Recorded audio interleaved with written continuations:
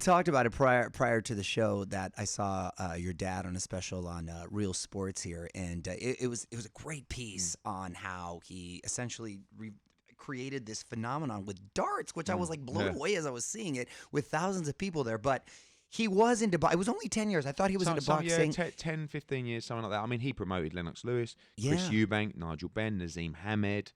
You know, big fights, but he never, all the big stars. He never cracked America. He never really attempted it. Right. So I'm like the first UK promoter that's ever got a significant deal, or really any kind of deal, to promote in the US. Did you fall in love with it because your father was? Yeah, I went to my first show. I was 7 years old, and I've been around boxing for over 30 years.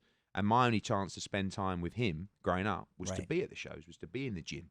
You know, I thought that one day I could actually be a fighter, but then realised I grew up with a silver spoon in my mouth. I had no chance, you know. Right. But I grew up in the gyms, at the shows. Sure. Fall in love with the sport. You know, although I can't say it's in my blood because it's not generationally, but no, but the characters involved, and that's why right. there is nothing like it. And you know, I go to the darts sometimes, and there's 15,000 people dressed up in fancy dress, drunk. The atmosphere is incredible, but it doesn't fill me with that same feeling of a big fight. There's nothing like it. And I remember when I was growing up, I was probably like 14, 15. I was talking to my dad about boxing. He said, "Son, I can't really explain to you." He said, "If you could get 1% of the adrenaline that a fighter gets when they walk out for a big fight, you'd be a very lucky man." And like a lot of the time, I feel like I get like 60%, you know. And it's like it's a bug, boxing, but it's a bug to everybody that it touches. You've got the bug.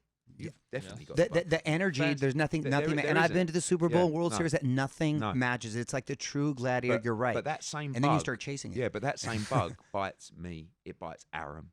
It bites Heyman. It bites Don King. Drives you. Like, why do you think Don King is phoning me up 10 times a day trying to make this fight? The money, yes, but also it's just in him. Exactly. You know, he's just a hustler who loves boxing. You know, and boxing is probably one of the few sports that, like, at some point in my life, I will do what my dad did, and I will go, I'm done. You don't see yourself as a Don King or Barry Merrim? No. Really? No.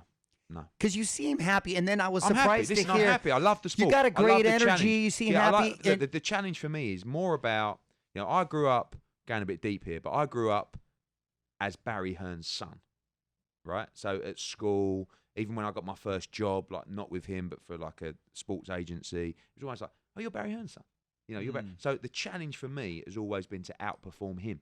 The challenge for me, our family business means everything to us, and that's why we're dangerous, because the work ethic won't be beaten ever, right? And it's not, we don't work for this big sort of company. We're not funded by an investor, like where it's not really our money.